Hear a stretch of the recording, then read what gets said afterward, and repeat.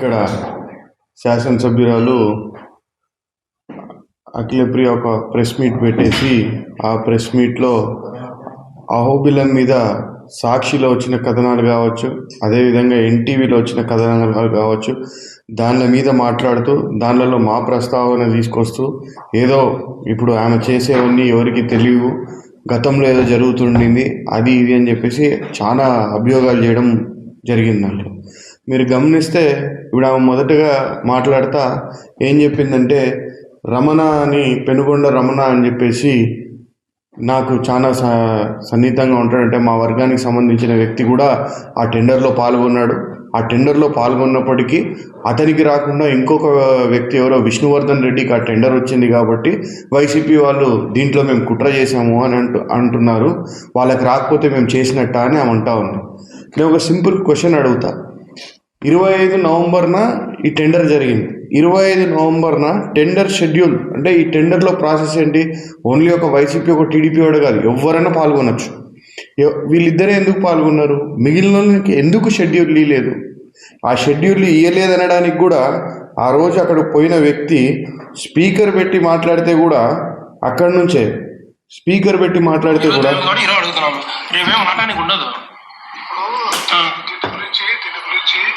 మీరు కంప్లైంట్ ఏంటి పోలీసులకు కంప్లైంట్ ఏంటి మీరు ఏదో పేపర్ స్టేట్మెంట్ అది తీసుకుంటే ఇచ్చుకోండి. మాకు ఎందుకంటే అథారిటీగా మేము ఏం చేయడానికి మాకు మీకు తెలుసు కదా బాబు.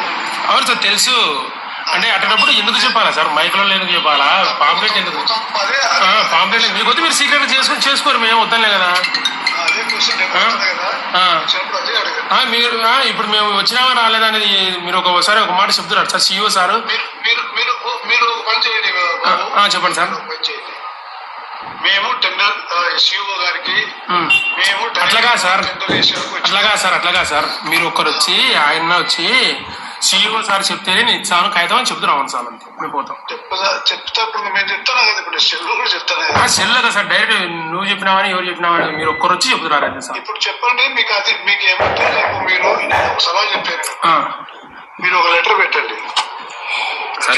మీరు ఒక మాట ఎన్న ఇలాగా అన్నాడు కదా సిఇఓ సార్. చెప్తా చూడు బాబు, ఆడ ఈ నరసింహ ఎవరు ఈ విధంగా ఆన్ టైం పోయిన వాళ్ళకు కూడా ఆఫీస్లో ఎవరు లేకుండా టెండర్ ఫారాలు ఎందుకు ఇవ్వలేదు?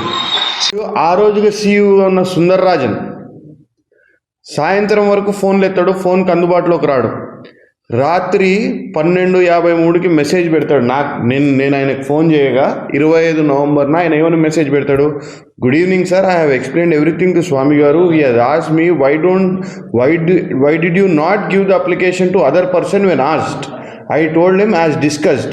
He asked me to temporarily postpone the date till he instructs me what to do. అంటే ఎవరి ప్రెజర్ వల్ల ఆయన టెండర్ ఫారాలు మిగిలినవి ఎవరికి ఇవ్వలేదు, ఎందుకు ఇవ్వలేదు? దీని మీద ఎంక్వైరీ జరగాలి కదా. నేను ప్రూఫ్ చూపిస్తాను, ఈ ప్రూఫ్ బేస్ చేసుకొని దీని మీద ఎంక్వైరీ జరగాలి కదా. ఇంకొక విషయం మాట్లాడుతూ ఏమన్నారంటే, గంగుల వర్గానికి సంబంధించిన వాళ్ళే అక్కడ సర్పంచ్గా ఉన్నారు గత 15 ఏళ్ళ నుంచి. అప్పట్లో నేను గుడికి వెళ్ళినప్పుడు అక్కడ 150 రూపాయలు టోల్ గేట్కి ఫీజు ఉంటే దాని మీద నేను గొడవ చేశాను. అప్పుడు వాళ్ళు తీర్మానం తెచ్చుకున్నారు, తీర్మానం తెచ్చుకొని 150 రూపాయలు వసూలు చేశారు. ఇప్పుడు ఆ తీర్మానం వల్లే ఈరోజు కూడా 150 రూపాయలు వసూలు చేయాల్సి వస్తుంది అన్నట్లు మాట్లాడింది. అంటే ఆ అర్థం వచ్చేటట్టు మాట్లాడింది. ఈరోజు నేను ఒకటే అడుగుతున్నా, 40 లక్షలు ఆ రోజు టెండర్, 40 లక్షల రూపాయలు ఆ రోజు టెండర్. ఈరోజు టెండర్ వాల్యూ 20 లక్షలు, 19 లక్షల చిల్లర పోయిన సంవత్సరం, ఈ సంవత్సరం 20 లక్షలు. ఇది గతంలో కూడా నేను మాట్లాడా. ఈరోజు మీకు ఏ తీర్మానం కావాలంటే ఆ తీర్మానం ఇస్తాం. మరి సగం రేట్కి మీరు వసూలు చేస్తారా? చేయించాలి కదా, మరి మీది బాధ్యత కదా.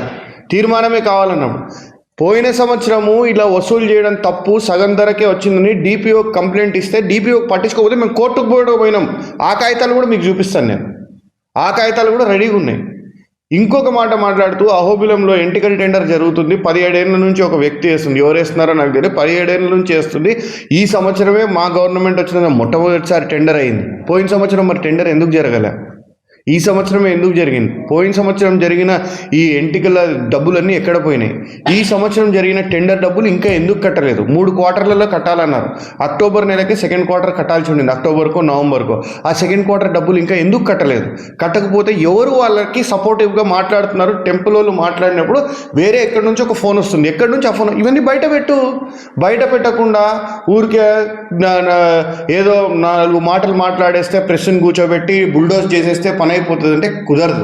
ప్రజలందరికీ తెలుసు ఈరోజు ఆళ్ళగడ్డలో పరిస్థితి ఏంటి, ఏం జరుగుతుంది, ఎట్లా జరుగుతుంది అని. ఇవన్నీ ఎందుకు అనవసరం? నువ్వు ఇంత మాట్లాడాల్సిన అవసరం లే. ఆ అహోబిలంకి వచ్చి అహోబిలం నరసింహస్వామి మీద ఒట్టేసి చెప్పు, నేను ₹1 నాకు కానీ నా భర్తకు కానీ సంబంధం లేదు, ఈ అహోబిలంలో జరుగుతున్న ఈ టెండర్లలో కానీ మిగిలిన విషయాల్లో కానీ ₹1 కూడా మేము కానీ మా కుటుంబం కానీ తినలేదు, తినింటే నాశనం అయిపోవాలని చెప్పి అక్కడ ప్రమాణం చేయి. కేవలం ఈరోజు చేస్తున్నవన్నీ దుర్మార్గాలు. వాళ్ళ పార్టీలో ఒక ఆయనేమో సనాతన ధర్మం అంటాడు, తిరుపతి లడ్డూ గురించి గగ్గోలు చేస్తారు. ఇక్కడ వచ్చేసరికి మాత్రం ఇక్కడ ఇంత పవిత్ర పుణ్యక్షేత్రం మన దగ్గర పెట్టుకొని మళ్ళీ ఏం మాట్లాడతారు? అది మాకు సంబంధం లేదు, అది స్వయం ప్రతిపత్తి మీద నడుస్తుంది, వాళ్ళకే నడుస్తుంది, గవర్నమెంట్కి ఎలాంటి ఇన్వాల్వ్మెంటు లేదు, ఇంకోటి లేదని మాట్లాడతారు. పొద్దుగా లేదు చూద్దాం. ఈరోజు ఇంకా హ్యూమన్ ఇయర్కి డబ్బులు కట్టలే, ఇంకా వాళ్ళు 50 లక్షలు కట్టాల్సింది అక్టోబర్లోనో ఎప్పుడు. ఆ టెండర్ క్యాన్సిల్ చేయించు, ఓపెన్ టెండర్ పెడదాం. మీ టెండర్కి పార్టిసిపేట్ చేయడానికి జనాలు వస్తారా చూద్దాం. ఎందుకు రారు? పూర్తిగా పొలిటికల్ ఇన్ఫ్లుయెన్స్, దాంట్లో అఫీషియల్ ఇన్ఫ్లుయెన్స్ పెట్టి ఈరోజు ప్రతి ఒక్కళ్ళని బెదిరించి ఈ విధంగా చేస్తూ ఉన్నారు. ఇంకా నేను అధికారుల పేర్లు కూడా చెప్పాలా? ఎందుకంటే అధికారులు కాబట్టి చెప్తే బాగుండదు కాబట్టి చెప్పడం లేదు. ఈరోజు నాతోనే మాట్లాడిన అధికారులు ఉన్నారు. సార్ ఎందుకు సార్ ఊరికే మీరు పోటీపడి వాళ్ళు పోటీపడి ఊరికే ఇదంతా ఎందుకు సార్ అని చెప్పేసి మాట్లాడిన వాళ్ళు ఉన్నారు. వీళ్ళు గతంలో కూడా ఇక్కడే చేసిన వాళ్ళు ఉన్నారు. ఇప్పుడు ఇది కరెక్ట్ కాదు. ఎంతైనా కానీ దీన్ని ఖచ్చితంగా దీని మీద చర్యలు తీసుకోవాలా. నువ్వు చెప్పిన ఈ ఎంక్వైరీకి ఏదైతే ఉందో ముందు దీని మీద ఎంక్వైరీ చేయించు. ఈ గేట్ దాని మీద, ఈ టెంకాయల దాని మీద మీరు ఎంక్వైరీ స్టార్ట్ చేయండి. ఎందుకు వాళ్ళకి టెండర్ షెడ్యూల్ ఇలా ఇన్ టైం పోయిన వాళ్ళకి టెండర్ షెడ్యూల్ ఎందుకు ఇలా? దానికి ఎవరు బాధ్యులు? ఎవరు ఒత్తిళ్ళ వల్ల ఇయలేదు కాబట్టి ఆ టెండర్ క్యాన్సిల్ చేసి మళ్ళీ టెండర్ పిలిపి అయిపోయింది కదా. అదేవిధంగా వాళ్ళు హ్యూమన్ ఎయిర్ వాళ్ళది కూడా టెండర్ రివ్యూ చేసేసి వాళ్ళు ఇన్ టైం కట్టాల్సిన డబ్బు ఇప్పటికి కూడా 90 లక్షలు ఇంకా ₹1 ఎంతో కట్టాలి. ఆ డబ్బు ఇప్పటికి కట్టలేదు. టెంపుల్కి రావాల్సిన ఆదాయం ఆగింది. ఆ డబ్బు కట్టకపోతే రేపు ఎప్పుడు నియర్ బెస్ట్ ఎప్పుడు పీఠాధిపతి గారు వస్తే అప్పుడు పోయి కూర్చొని మాట్లాడేసి ఆ టెండర్ కూడా క్యాన్సిల్ చేయించి ఫ్రెష్ టెండర్ పిలిపించండి. ఎందుకు రారు? ఇంతకుముందు 2 కోట్లు 2.5 కోట్లు ఇవే టెండర్లు కదా పోయింది. ఆ రోజు మా ప్రభుత్వం 70 లక్షలు కూడా పోయింది కోకోనట్ టెండర్. గేట్ల టెండర్ 40 లక్షలు పోయింది. హ్యూమన్ ఎయిర్ 2 కోట్లు పోయింది. అవి మరి ఆ రోజు పోయినవి ఈ రోజు పోవడానికి ఏమైంది? అంటే కూటమి ప్రభుత్వం రాగానే ఇదైపోయినాయా, తగ్గిపోయినాయా, ధరలు అన్నీ తగ్గిపోయినాయా? ఇట్లా ఇవి కాదు కదా మీరు తగ్గిస్తా అన్న ధరలు, కరెంటు ధరలు, పెట్రోల్ ధరలు, డీజిల్ ధరలు ఇవన్నీ తగ్గిస్తాం. అవి ఏవి తగ్గలా. అవి ఎట్లుండాల్సో అట్లుంటాయి, ఇంకా పెరిగినాయి కూడా. ఇన్ఫ్యాక్ట్ కొన్ని దగ్గరలో అయితే ఇవి మాత్రం తగ్గుతాయి. ఎందుకు తగ్గుతాయంటే ఇవి మీకు ఆదాయాలు వచ్చేటివి కూడా తగ్గుతాయి. కాబట్టి ఖచ్చితంగా దీని మీద ఎంక్వైరీ జరగాలని చెప్పి నేను కోరుతా ఉన్నాను. ఇది కాకపోయినా నేను ఒకటే చెప్తున్నాను, ఎవరైతే ఈ వసూళ్లకు పాల్పడుతున్నారో వీళ్ళందరికీ కూడా ఒకటే చెప్తున్నా, రేపు ఖచ్చితంగా 365 రోజులు ఇట్లనే ఉండదు. ఎల్లకాలం ఇవే ప్రభుత్వాలు ఉండవు. ప్రభుత్వం మారిన రోజున, ఆ రోజు అనేది వచ్చిన రోజున, మేము వచ్చిన రోజున తిరిగి ఆ రోజు మాత్రం వీళ్ళు వడ్డీతో సహా కట్టిస్తాం. ఎవరైతే నష్టపోయినారో వాళ్ళకి కట్టిస్తాం, ఖచ్చితంగా కట్టిస్తామని చెప్పి ప్రామిస్ చేస్తా ఉన్నా. ప్రతి ఒక్క విషయంలో మీ ఇన్వాల్వ్మెంట్ ఉంది, ప్రతి ఒక్క విషయంలో మీ కమిషన్లు ముట్టనే ఉన్నాయి. దాంట్లో ఈరోజు ఇంత దుర్మార్గంగా చేస్తే ఆ దేవుడు కూడా చూస్తా ఊరుకోడు. చేయాల్సి ఆయన శిక్షించాల్సిన టైంలో ఖచ్చితంగా ఎవరైతే తప్పు చేశారో వాళ్ళని శిక్షిస్తారు. నాకు దమ్ముంది కాబట్టి ఇంతకు ముందు కూడా నువ్వు మా గురించి ప్రస్తావన తీసుకొచ్చినప్పుడు అహోబిలం వచ్చి అహోబిలంలో నేను ప్రమాణం చేసిన దేవుని ముందర మా కుటుంబం కానీ, నేను ఒక్కడిని కాదు నా కుటుంబం కానీ ఎవరన్నా కానీ ₹1 దేవుని సొమ్ము తినింటే ఇదైపోవాలని చెప్పేసి ఇంత దుర్మార్గంగా చేసుకుంటే ఎవరికి తెలియదు మీరు చేసే దందాలు. చికెన్ దందా బయటికి రాలేదా, ఇసుక దందా బయటికి రాలేదా, మట్టి దందా బయటికి రాలేదా, ఈరోజు WA ప్రెసిడెంట్లు, నీటి సంఘాల ప్రెసిడెంట్లు అమ్ముకోలేదా, ఆఖరికి SC/ST లోన్లు వస్తే ఎస్సీలకి కార్పొరేషన్ దీని కింద సబ్సిడీ లోన్లు వస్తే గత ప్రభుత్వంలో శాంక్షన్ అయ్యి వాళ్ళకి వెహికల్స్, ఈ హార్వెస్టర్లు, ట్రాక్టర్లు అవి ఇవి కొనుక్కుంటే వాళ్ళకి ఇప్పుడు సబ్సిడీలు పడాలంటే ఇప్పుడు వాళ్ళ దగ్గర 50,000 లక్షలు వసూలు చేసిన వైనం మీరు ఈరోజు మొక్కజొన్న రైతుల దగ్గర వసూలు చేయడానికి రెడీ చేస్తున్నారు. ఈరోజు ప్రతి దాంట్లో కమిషన్ తింటున్నారు. ఈ నిజాలు కాదేమో చెప్పండి. ఇవన్నీ పేపర్లలో వచ్చినవే కదా. ఈ గతంలో నా మీద ఇసుక మీద పెద్ద ఎత్తున ఆరోపణలు చేశావు. గవర్నమెంట్లోకి రాగానే నెల తిరగకముందే నెలన్నర తిరగకముందే ఇసుక విషయంలో ఒక అధికారి సస్పెండ్ అయిపోయినాడు. ఇక్కడ ఉన్న ఇసుక మాయమైపోయింది, 10 రోజుల క్రితం ఉండాల్సినంత నిలువలు లేవు, మాయమైపోయిందని ఒక అధికారి సస్పెండ్ అయిపోయినాడా లేదా? వాస్తవమా కాదా? అదే ఇసుక విషయంలో వీడియోలు పెడుతున్నారు, తిట్టుకుంటా, నీ పేరు పెట్టి తిట్టుకుంటా, నాకు ఇంకా గలీజ్గా తిడతా, వాళ్ళని మమ్మల్ని డబ్బుల కోసం వేధిస్తున్నారు అని చెప్పి వాళ్ళని వెంబడించుకుంటూ తిట్టుకుంటూ వీడియోలు పెట్టారా లేదా? వాస్తవమా కాదా? ప్రజలందరూ ఇంత గోడాడించుకుంటా, ఇంత ఇదిగా చేసుకుంటా, మళ్ళీ ప్రెస్ మీట్లు పెట్టి అదేదో బురద ఎత్తి పక్కన వాళ్ళ మీరు బురద జల్లాలనే ప్రయత్నం ఉంటుంది. బురద జల్లాలనే ప్రయత్నమా? దీంట్లో మీరు కూరుకుపోయి ఉన్నారు, అవినీతిలో పూర్తిగా కూరుకుపోయి ఉన్నారు. ప్రజలేం మీరు మిమ్మల్ని చూసి ఓట్లేలా, మీరు చెప్పిన పథకాలు మీరు ఇంకా మరింత మేలు చేస్తాము, జగన్మోహన్ రెడ్డి 10 రూపాయలు చేస్తే మేము 50 రూపాయలు చేస్తాం, 100 రూపాయలు చేస్తాం అని చెప్పి మీరు అధికారంలోకి వచ్చారు. ఈరోజు ఆ పథకాలు గాలికి ఈరోజు మీరు చెప్పిన హామీలు గాలికి ఆలగడ్డకు తీసుకుందాం. ఆలగడ్డ మున్సిపాలిటీలో గేట్లు లేకుండా చేస్తా నేను వస్తే అంటే, ఆలగడ్డ మున్సిపాలిటీలో గేట్లు లేకుండా చేసిన రాజు పోటీ మీద వచ్చి మేము 35 లక్షలు 40 లక్షలు వేసేవాళ్ళం. ఈరోజు సగం ధరకు కూడా గేట్లు వేయకపోగా అంతకంటే ఎక్కువ వసూలు చేస్తున్నారు. ఇది పేపర్లలో రాలేదా? సోషల్ మీడియాలో రాలేదా?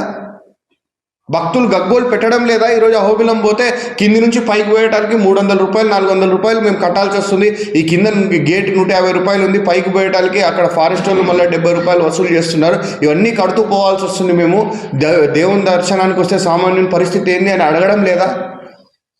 ఇవన్నీ పెట్టుకొని ఈరోజు నాకేం తెలియదు నేనేదో అని శుద్ధపూసలు అన్నట్టు చెప్తే ఎవరికి తెలియదు మీరు చేసే అరాచకాలు, అక్రమాలు ఇవన్నీ కూడా.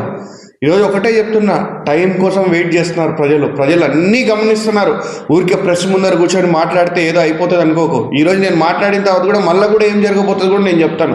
పాపం ఎవరో 4 అమాయకులు 4 లీడర్లను పిలిచేసి, మండల స్థాయి లీడర్లను వాళ్ళకు ఒక స్క్రిప్ట్ ఇచ్చి వాళ్ళని చదవమంటాం. పాపం వాళ్ళు ఏంటంటే పార్టీలో ఉన్నాము, ఎందుకు ఇప్పుడు మనకి ఇబ్బంది అని వాళ్ళకి తెలుసు. వాళ్ళు చెప్పేది తప్పు, మేము చెప్పేది కరెక్ట్ కాదు అని చెప్పినా కానీ అది చదువుతారు అనమాట. ఆ 4 మాటలు చదివి లేచిపోతారు వాళ్ళు. ఎందుకు?